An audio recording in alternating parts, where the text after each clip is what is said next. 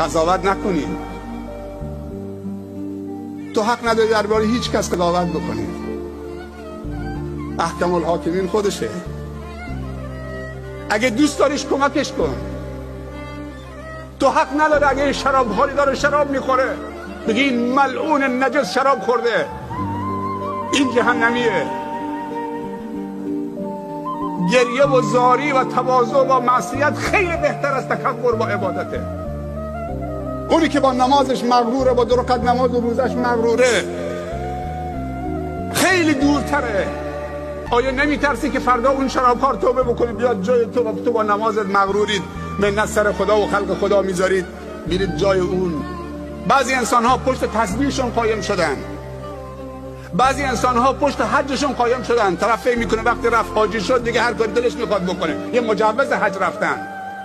بعضی ها پشت نمازشون قایم شدن. لایکی